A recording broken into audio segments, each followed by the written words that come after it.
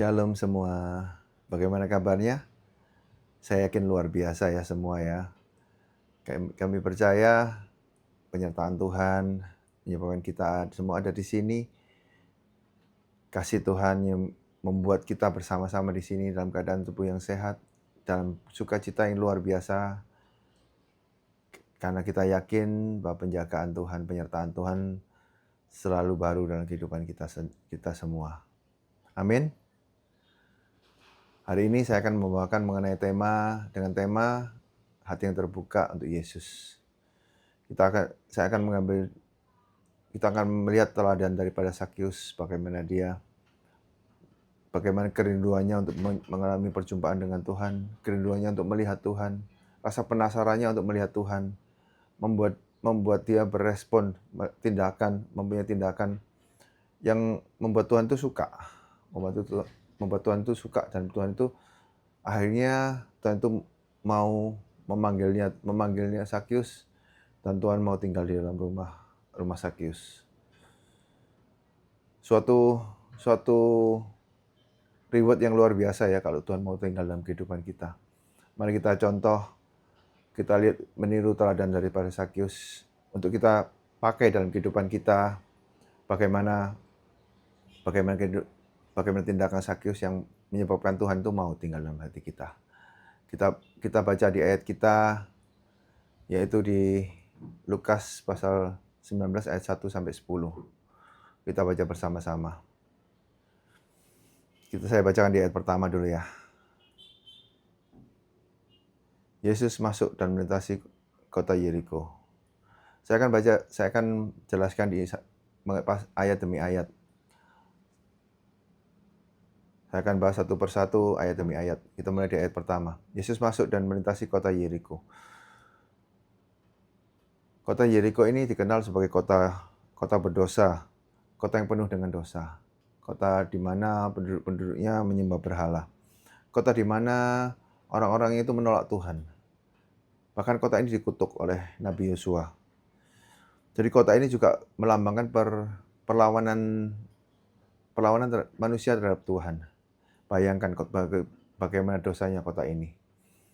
Tapi kita lihat Tuhan Yesus masuk.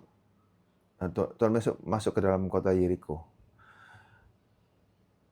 Dalam kehidupan kita, seberapa dosanya kita, seberapa bejatnya kita, seberapa bejatnya lingkungan kita, tidak menghalangi Tuhan untuk masuk dalam kehidupan kita.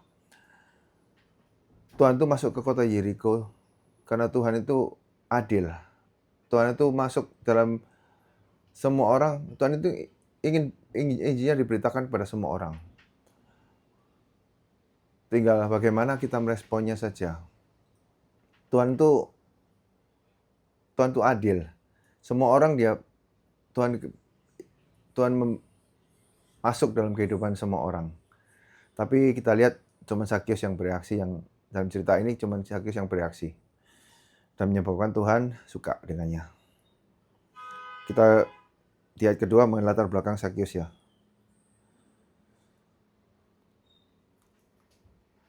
Di situ ada seorang bernama Sakyus, kepala pemungut cukai, dan ia orang yang kaya.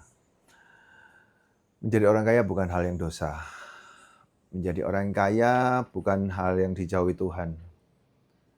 Tapi menjadi orang kaya dengan cara yang salah, yang Tuhan tidak mau. Juga menjadi seorang pejabat, kepala pemungut cukai bukan hal yang salah. Kepala pemungut cukai kalau zaman sekarang adalah kepala pajak. Jadi kepala pajak bukan sesuatu jabatan yang berdosa. Memang jadi kepala pajak susah juga ya, karena satu sisi dia ditarget negara, satu sisi dia harus menjalankan tugasnya, satu sisi dia harus menjalankan nuraninya, bagaimana dia harus tidak mendenda seseorang. Tapi kalau secara peraturan harus didenda, ya tetap keluar dendanya, seperti yang seperti saat ini ya. Tapi kita bisa kembali lagi menjadi kepala pajak. Menjadi kepala pajak bukannya hal yang salah kalau dia menerapkan aturan sesuai dengan peraturannya. Kalau yang menjadi yang Tuhan tidak suka adalah menjadi kepala pajak yang mengambil keuntungan untuk dirinya sendiri. Dia mengambil keuntungan untuk kekayaannya sendiri. Sakyus ini juga berbuat demikian. Dia mengambil keuntungan untuk dirinya sendiri.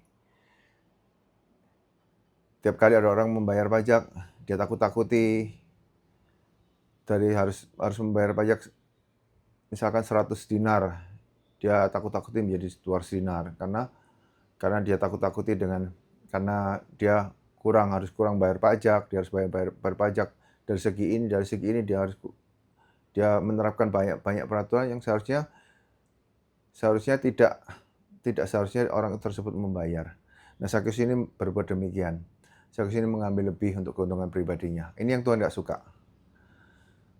Jadi menjadi jabatan apapun dalam kehidupan kita, jabatan apapun, kita melaksanakan kewajiban kita sebagai kewajiban pekerjaan kita, saat kita harus mengambil tindakan yang tegas kepada seseorang, ya kita lakukan, tidak apa-apa. Tapi saat kita memutuskan untuk tidak mengambil tindakan kepada orang tersebut, tidak menerapkan denda kepada orang tersebut karena orang tersebut membayar kepada kita, itu yang Tuhan nggak mau. Dalam kehidupan kita harus betul-betul menerapkan sesuai seperti yang Tuhan mau. Kita menerapkan peraturan, kita menjaga integritas kita dalam perusahaan, kita menjaga integritas kita dalam pekerjaan kita. Kita betul-betul tidak mau menerima apa yang bukan milik kita. Kita menerima apa yang menjadi kewajiban bagi orang tersebut untuk membayar, itu saja yang kita terima. Tapi kita lihat dalam cerita ayat selanjutnya, Sakyus ini terhalang. Terhalang oleh apa? Kita lihat di ayat selanjutnya. Ia berusaha untuk melihat siapakah Yesus itu. Tapi ia tidak berhasil karena orang banyak, sebab badannya pendek. Sakyus ini terhalang oleh badannya yang pendek. Sakyus terhalang dalam kerumunan tersebut. Sakyus tidak bisa melihat Yesus. Dia kan penasaran untuk melihat Yesus. Ceritanya dia penasaran nih. Dia penasaran, Tuhan itu yang mana sih? Tuhan yang bisa menyembuhkan orang sakit, Tuhan yang bisa membuat mujizat itu yang mana sih? Sakyus juga penasaran itu. Jadi Sakyus datanglah ke gerombolan yang ada Tuhan di dalam gerombolan tersebut. Tapi dia terhalang karena tubuhnya yang pendek. Jadi orang-orang depannya tinggi, dia tidak dapat lihat. Dia terhalang oleh tubuhnya yang pendek. Seringkali dalam kehidupan kita juga banyak sih halangan-halangan untuk kita bisa mengalami perjumpaan dengan Tuhan. Kita punya kebiasaan buruk kita, kebiasaan yang Tuhan gak suka dalam kehidupan kita. Kebiasaan buruk kita itu apa sih? Contoh kita mempunyai kebiasaan atau kecanduan merokok, atau kecanduan minuman keras. Kecanduan merokok, kalau kita terus merokok, kalau kita terus minum minuman keras, kita sering doa apapun berjumpa dengan Tuhan, dosa itu, kebiasaan itu akan menjadi tirai penutup, akan tetap menjadi halangan kita untuk mengalami perjumpaan dengan Tuhan. Yang Sakyus lakukan adalah, kita lihat bagaimana Sakyus mengatasi halangan-halangannya ya. Ia pun berlari mendahului orang banyak. Lalu kita berhenti berlari mendahului orang banyak. Dalam halangan-halangan yang kita jumpai tadi, kebiasaan-kebiasaan buruk yang kita lakukan biasanya, seperti Sakyus yang dia harus berlari. Kita berandai-andai Tuhan Yesus itu ada di kerumunan di tengah sana, di sana kerumunan. Sakyus ini ada di sini. Dia harus berlari menjauh, maju ke depan untuk supaya bisa mendahului orang banyak itu melihat Yesus dari arah. Kan Yesus berjalan kan ada orang terbuka. Ada orang memberikan dia jalan, dia pasti bisa melihat Yesus. Sakyus lakukan itu, dia lari duluan supaya dia bisa melihat Yesus. Tidak puas dengan itu, dia hanya memanjat pohon. Apa sih yang harus kita lakukan kalau kita punya kebiasaan buruk? Kita juga harus berlari. Kita harus berlari menjauhi kebiasaan buruk tersebut. Kita punya komunitas yang merokok, kita punya komunitas yang minum minuman keras. Bagaimana kita menjauhi komunitas tersebut? Ya kita harus berlari meninggalkan mereka. Tidak cukup cuma melangkah meninggalkan mereka, karena mereka masih akan terus menggoda kita, terus membujuk kita. Dulu saya juga punya kebiasaan yang buruk untuk merokok. Kebiasaan minum bir. Kalau merokok itu SMA sih. SMA sampai mulai dari SMA sampai 10 tahun yang lalu lah kira-kira. Yang saya lakukan saat berulang-ulang saya ingin berhenti merokok. Berulang-ulang itu juga banyak godaan-godaan yang mengganggu saya, banyak godaan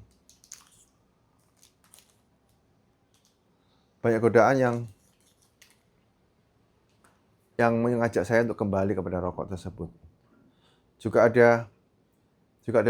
dalam kebiasaan untuk minum bir, banyak sekali gangguan.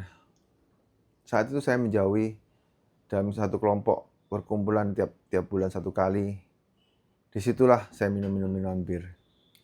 Apa yang saya lakukan akhirnya, saya berhenti mengikuti perkumpulan tersebut supaya tidak tergoda untuk minum minuman keras kembali, minum minuman bir kembali.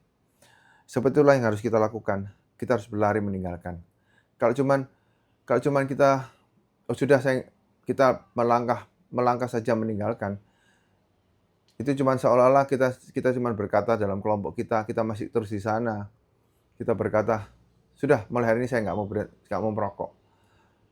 Dan saat itu juga komunitas kita yang lain pasti mencoba menggagalkan usaha kita.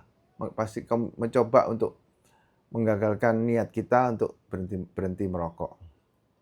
Itu yang harus kita lakukan ya. Jadi kita harus betul-betul berlari meninggalkannya. Seperti Sakyus juga berlari meninggalkan kerumunan orang. Dia berlari mendahului orang-orang untuk mereka berjumpa dengan Tuhan. Sakyus ini percaya juga bahwa perjumpaan dengan Tuhan akan membawa perubahan dalam hidupnya. Demikian juga kita semua rindu kita mengalami perjumpaan dengan Tuhan. Bahwa Tuhan akan merubah hidup kita. Kita akan mengalami perubahan karena kita yang mengalami perubahan karena kita mengikut Tuhan. Seringkali kita juga ada halangan dari kita sendiri sih. Kesibukan, kemalasan kita seringkali menjadi penghalang untuk kita mengalami perjumpaan dengan Tuhan. Waktu kita untuk baca Alkitab, waktu kita untuk saat teduh, seringkali terhalang karena kita sibuk atau kemalasan kita nggak punya waktu. Karena kemalasan kita juga, kita nggak punya alasan, kita beralasan kita nggak punya waktu. Jadi penghalang-penghalang itu juga harus kita buang jauh-jauh. Kita harus lawan. Kalau kita mengikuti pikiran kita, waktu kita sibuk, saat kita scroll di HP kita melihat sesuatu berita-berita, ya alangkah baiknya kalau waktu tersebut digunakan untuk baca Alkitab. Itu adalah waktu yang sudah cukup untuk membaca Alkitab. Itu yang harus kita lakukan. Kita harus melawan kebiasaan-kebiasaan kita melawan kesukaan-kesukaan kita. Kita harus melawan untuk kita bisa membaca Alkitab, mempunyai waktu lebih untuk Tuhan.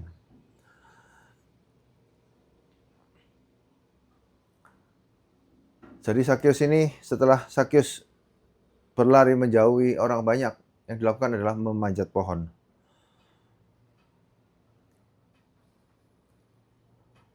Jadi kalau kita punya kerinduan kepada Tuhan, kita punya kerinduan bagaimana kita rindu berjumpa dengan Tuhan. Tidak cukup Tidak cukup cuman mengatakannya, tidak cukup cuman berlari saja meninggalkan kebiasaan kita. Tapi harus kita lakukan adalah apa? Kita harus seperti waktu saya pacaran, waktu hari-hari berkunjung ke tempat istri saya yang sekarang. Hari-hari berkunjung, pulangnya masih nelpon lagi. Itu karena apa? Karena betul-betul suka, betul-betul menyukai, betul-betul cinta. Seperti kita menyatakan diri kita cinta kepada Tuhan, menyatakan diri kita mengasihi Tuhan. Ya apa yang harus kita lakukan? Kita harus memberikan waktu lebih kepada Tuhan. Jangan cuma mengatakan cinta, cinta, cinta, tapi kita melakukan sebaliknya. Kita memberikan waktu sedikit kepada Tuhan.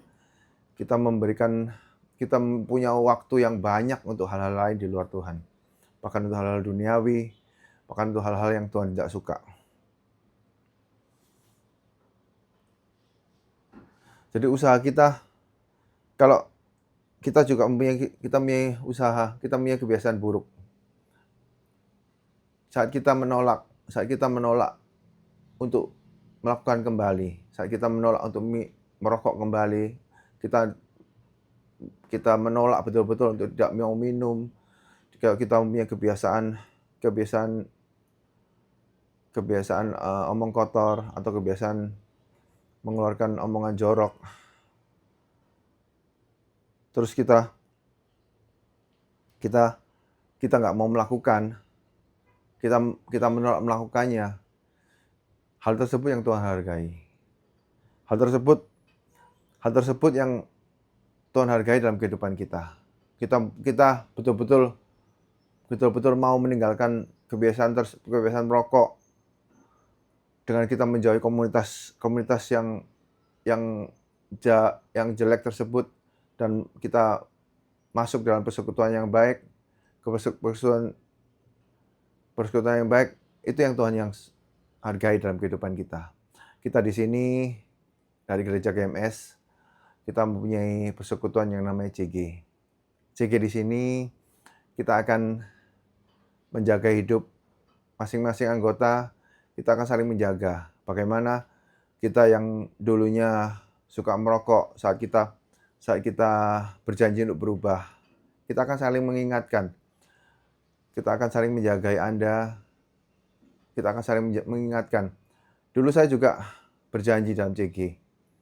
Bagaimana saya berjanji untuk tidak mulai saat ini saya tidak akan minum bir lagi. Teman-teman lain menjagai saya. Jadi seolah-olah ada bodyguard Tuhan, ada malaikat-malaikat Tuhan di sekitar saya yang menjagai saya, termasuk istri saya. Jadi saat saya mau minum kembali, istri saya akan mengingatkan, kamu sudah berjanji pada Tuhan untuk tidak minum bir lagi. Itu yang menjaga hidup saya. Kalau ketemu teman-teman lain, pasti teman-teman lain juga akan mengatakan yang sama. Katanya sudah mau berhenti, kenapa kamu masih diulangi lagi? Itu yang akan menjaga kehidupan saya. Jadi dalam CG ini, hal-hal tersebut juga bisa menjaga hidup kita ya. Juga di dalam CG mengajari kita untuk bagaimana kita berdoa, bagaimana kita memberikan waktu lebih kepada Tuhan, bagaimana kita harus menyembah Tuhan, bagaimana Tuhan itu bisa disenangkan, bagaimana kita memuliakan Tuhan dalam kehidupan kita. Itu semua diajarkan di CG. Yang dilakukan Sakyus setelah lari apa? Dia memanjat pohon. Kita tahu Sakyus adalah salah satu pejabat yang ternama ya. Kalau dia terus tubuhnya yang kecil. Kalau dia memanjat pohon, saya rasa itu adalah dia melakukan effort yang lebih. Dia nggak biasa manjat pohon karena dia adalah pejabat. Berbeda kalau di sini biasa tukang panjat ambil tuak di pohon kelapa, kan sudah biasa memanjat. Tapi pohon tua kan juga kecil. Pohon ara ini pohon yang besar. Pohon yang besar dan rimbun. Jadi untuk memanjatnya bagi orang seperti Sakyus tidaklah mudah. Jadi Sakyus perlu effort yang besar, perlu usaha yang sangat besar untuk dia bisa memanjat. Mungkin dia jatuh berulang-ulang untuk dia bisa naik ke atas. Dan kita tahu Sakyus berhasil naik ke atas. Juga Sakyus meninggalkan gengsinya. Kita tahu Sakyus adalah pejabat yang terpandang, pejabat yang di atas, dia terpandang. Kalau dia naik pohon, terus dia turun naik, jatuh, terus naik lagi, kan akhirnya dia malu. Tapi Sakyus lain. Sakyus meninggalkan egonya karena dia betul-betul penasaran, karena dia ingin melihat Tuhan, ingin mengalami perjumpaan dengan Tuhan. Kadang orang memikir, tidak pantaslah aku melakukan hal serendah ini untuk sesuatu yang ini. Seperti kalau kita mengikut Tuhan, orang lain akan mengatakan, tidak pantaslah, kayak saya harus mengerjakan ini, saya harus menjadi pelayan di dalam gereja, saya harus shalom kepada setiap orang seperti Aser, shalom kepada setiap orang, tersenyum, memberikan senyuman kepada setiap orang. Saya nggak pantaslah melakukan itu. Saya ini orangnya yang serius, nggak pernah senyum. Kadang orang berpikir seperti itu, nggak pantas saya melakukan seperti itu karena egonya orang ini tinggi sekali. Jadi Sakyus melepaskan egonya untuk dia bagaimana dia mau untuk menemui Tuhan. Pokoknya dia menemui Tuhan, dia nggak peduli apapun dia lakukan, apapun dia kerjakan, asal dia bisa berjumpa dengan Tuhan. Jadi Sakyus ini melakukan tindakan iman ya. Tindakan iman inilah yang Tuhan hargai.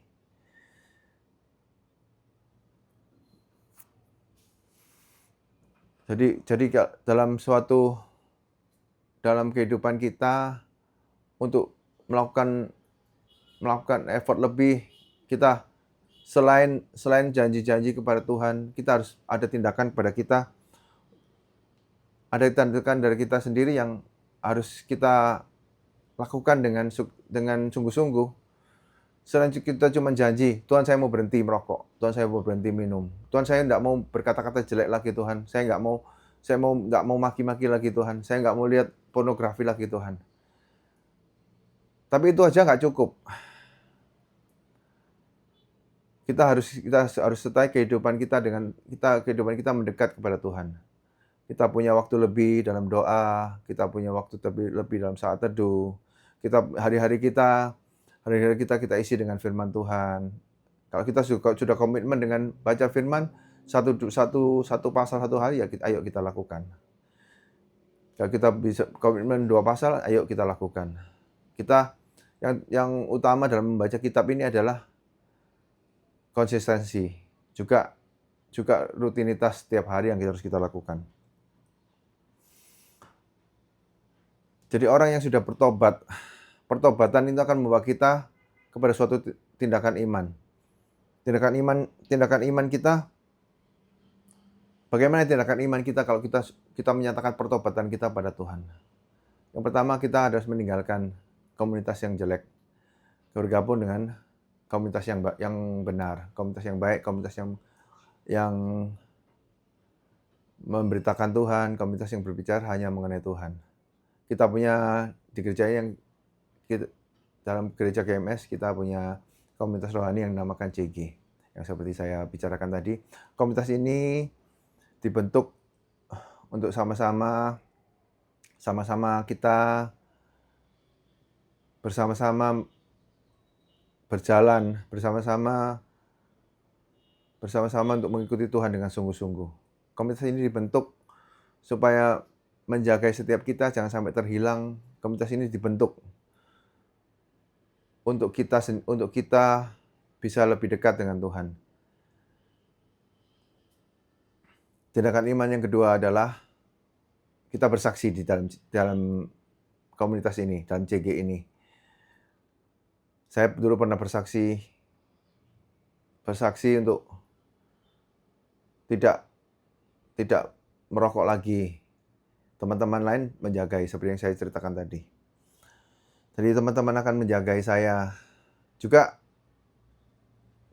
kalau juga kita kan juga lemah. Jadi setidaknya kalau kita sudah bersaksi dan kita tidak akan melakukan hal tersebut segampang kita tidak akan tidak mengulangi dosa kita tersebut semudah itu. Kita tidak akan jatuh semudah itu karena kita melihat, oh kok ada si ini yang di CG ini, saya kan sudah berjanji. Kita akan berhati-hati untuk betul-betul menjaga janji kita. Tindakan iman yang selanjutnya adalah membuang barang-barang yang menjadi kebiasaan buruk tersebut, membuang rokok, membuang minuman. Itu yang harus kita lakukan. Terus apa yang selanjutnya tindakan iman kita? Kita segera merespon panggilan Tuhan. Responnya bagaimana? Kita baca di ayat selanjutnya di ayat ke-5. Ketika Yesus sampai di tempat itu, ia melihat ke atas dan berkata, "Sakyus, segeralah turun, sebab hari ini aku harus menumpang di rumahmu." Kita lihat Tuhan itu menghargai orang-orang yang sudah berusaha keras, sudah mengeluarkan berbagai macam upaya untuk dia membuang halangan-halangan untuk bisa berjumpa dengan Tuhan. Tuhan menghargai itu. Dan akhirnya apa? Tuhan menumpang di rumah Sakyus. Menandakan Tuhan mau tinggal dalam hatimu. Dalam cerita ini kita lihat pohon ara, kita lambangkan pohon ara ada suatu pohon yang rimbun dengan banyak daun di atasnya. Pohon rimbun, pohon yang besar, pohon yang rimbun dengan banyak daun dan buah. Kalau orang naik di sana, terus di agak ketinggian situ, orang nggak akan memperhatikan. Mungkin orang nggak akan melihat ada orang di sana. Tapi Tuhan tahu. Karena apa? Karena Sakyus sudah membuka hatinya untuk Tuhan. Saat Sakyus di atas, Sakyus membuka hatinya untuk Tuhan. Dan Tuhan tahu orang-orang yang membuka hatinya untuknya. Jadi Tuhan itu menghargai, Tuhan itu memberikan reward lah kepada kita yang membuka hati kita untuk Tuhan. Tuhan itu senang, Tuhan itu tahu dan Tuhan itu senang. Tuhan tahu dalam hati setiap kita itu bagaimana. Tapi kalau kita terus mengeraskan hati, Tuhan juga tahu dan Tuhan tidak akan mau tinggal dalam kita. Seperti kita juga setelah Tuhan tahu kalau Sakyus membuka hatinya, Tuhan bicara pada Sakyus, "Mari turun dan datanglah, aku mau menumpang di rumahmu." Hari ini Tuhan juga menunggu kita. Dan Tuhan memanggil kita. Sekarang Tuhan itu memanggil kita, datanglah. Dan Tuhan memanggil kita, mari segera turun dan datanglah. Tuhan mau menumpang dalam hati kita. Bagaimana sih respon yang benar? Kita lihat dalam ayat ke-6. Lalu Sakyus segera turun dan menerima Yesus dengan sukacita. Sakyus ini melakukan tindakan yang tepat dengan menjawab panggilan Tuhan dan menerima Tuhan dengan sukacita. Apa kita akan seperti Sakyus yang seketika Tuhan memanggil, kita akan segera bergegas turun dan menjawab panggilan Tuhan dengan sukacita. Apakah kita akan bersukacita segera turun seperti Sakyus? Apakah kita akan segera merespon panggilan Tuhan? Inilah Tuhan tunggu dalam kehidupan kita. Dalam saat kita sudah bersukacita untuk menjawab panggilan Tuhan, saat kita bertobat dan kita meninggalkan kebiasaan kita yang lama, akan banyak orang-orang yang nggak suka dengan kehidupan kita yang sekarang. Kita baca di ayat selanjutnya, tapi semua orang yang melihat hal itu bersungut-sungut katanya, yang menumpang di rumah orang berdosa. Akan banyak orang yang tidak suka dengan perbuatan kita. Komunitas kita yang lama, komunitas kita yang sebelumnya pasti akan menarik kita kembali, mengajak kita kembali untuk bergabung kembali ke mereka, dan kita terjerat lagi kepada kebiasaan yang lama. Itu kita harus hindari. Bukan karena kita menjadi sombong, karena mengikut Tuhan kita menjadi sombong. Tidak, karena kita ini makhluk yang lemah. Kalau kita membiasakan diri kembali bergabung kepada orang-orang, kebiasaan yang lama, kebiasaan teman-teman kita yang lama, lama-lama kita akan terhilang kembali. Kita akan kembali kepada dosa kita yang lama. Kita boleh mengatakan sekarang, oh saya ini kuat, saya ini nggak bisa, saya nggak mudah dipengaruhi, saya punya prinsip yang kuat. Tapi kita tahu, kita semua manusia yang lemah. Kita bisa jatuh ke dalam dosa yang sama. Kita bisa jatuh kembali ke dalam dosa saat kita ini dalam lingkungan yang tidak tepat. Jadi orang-orang tersebut akan mencoba untuk membujuk kita. Kita harus hati-hati. Jadi yang kita harus lakukan adalah kita menghindari mereka, kita masuk ke dalam kumpulan yang benar, komunitas rohani yang baik yang ada di sekeliling kita. Itu harus kita rutin ikuti.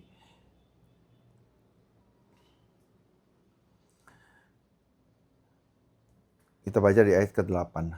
Tapi Sakius berdiri dan berkata kepada Tuhan, Tuhan, setengah dari milikku akan kuberikan kepada orang miskin, dan sekiranya ada sesuatu yang kuperas dari seseorang, akan kukembalikan 4 kali lipat. Ini bukan berbicara mengenai angka ya. Ini berbicara mengenai pertobatan.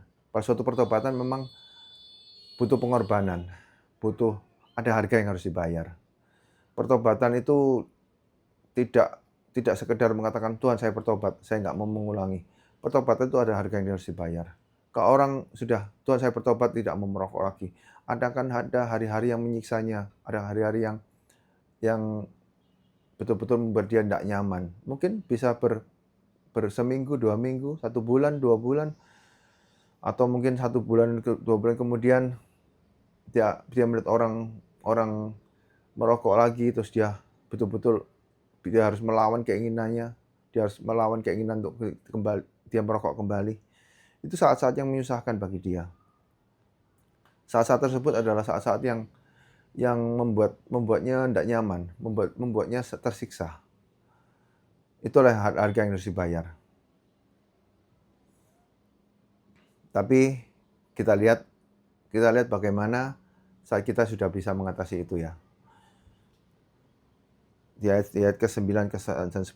Kata Yesus kepadanya, hari ini telah terjadi keselamatan kepada rumah ini, karena orang ini pun anak Abraham. Sebab anak manusia datang untuk mencari dan menyelamatkan yang hilang. Kita lihat reward yang besar yang Tuhan sudah siapkan buat kita. Keselamatan bagi seluruh keluarga. Keselamatan bagi dalam seluruh keluarga. Bukankah itu sesuatu yang kita tunggu-tunggu? Tuhan menyediakan reward bagi kita. Tuhan menyediakan reward bagi kita yang sudah bersungguh-sungguh untuk mencarinya dan mau meninggalkan semua kebiasaan lama kita. Seluruh keluarga kita akan diselamatkan. Karena Tuhan itu memang mencari kita semua. Tinggal kita berespon. Rahasianya kita berespon seperti respon daripada Sakius. Tuhan akan datang kepada kita dan Tuhan akan berkata kepada kita, mari tinggallah dalam, aku mau tinggal dalam rumahmu. Saat ini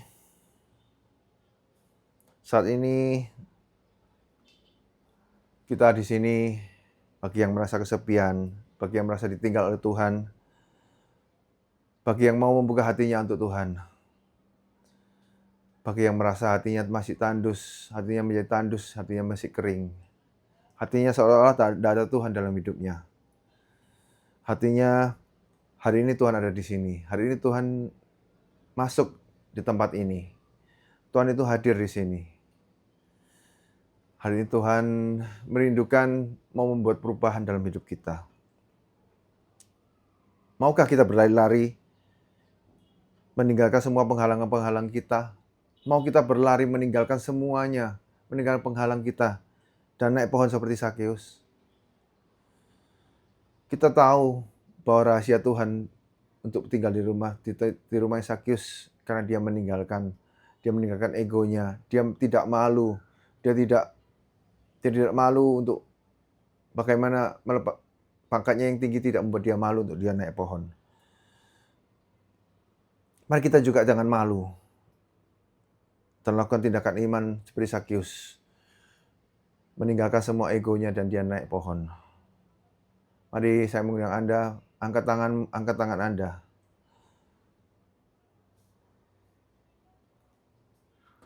Tuhan juga berkata hari ini, Tuhan akan menumpang di rumah Anda.